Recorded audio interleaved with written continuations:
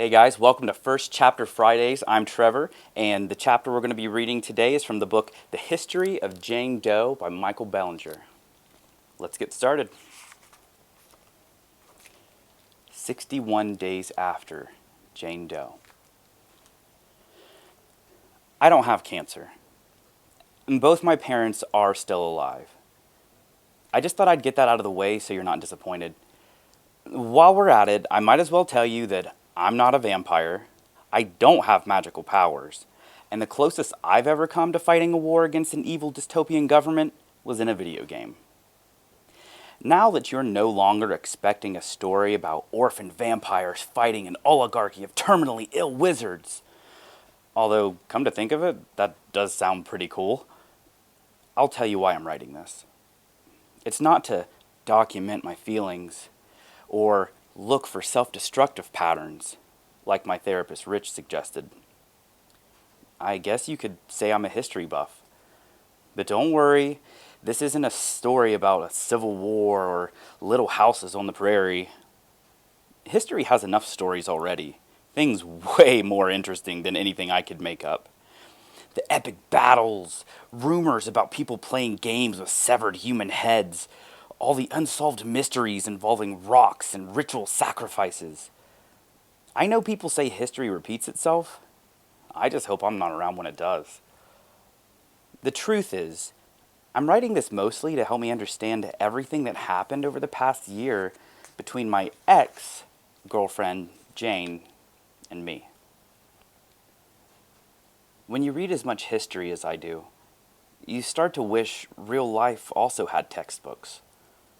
The kind with illustrated chronologies and did you know sections that make everything so simple and easy to understand. Any good historian knows that the past is a lot more complex than cause and effects charts and corny acronyms make it out to be. But Jane, a person more complicated than any revolution, more confusing than any war, and more life-changing than any invention. And I'm including the light bulb and chocolate chip cookies when I say that. She deserves her own volume.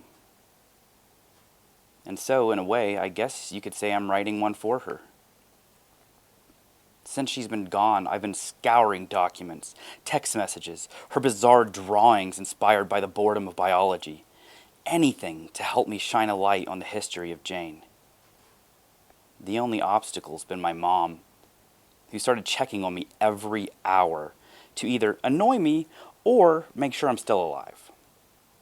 As if on cue, I hear her walk down the hallway, the wooden floorboards creaking as she makes her way to my room. She knocks lightly, and when I don't answer, her knocks become more aggressive. "Dinner's ready," she says through the door. She jiggles the doorknob. "It's locked," I say, just because I know it'll irritate her. She hovers outside the room, a presence more terrifying than anything found in a horror movie. A mother who has dinner ready. "Are you coming?" she asks. "Yep," I say, "right after I finish summoning Lucifer." "What? Can you bring my dinner to me like I'm a prisoner?"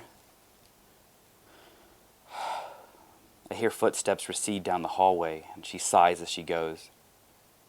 I know I'm being a jerk, but I can't just smile and pretend everything's okay, even though I know that's what everyone wants. Before I forget, I should tell you that everything I'm about to tell you is true.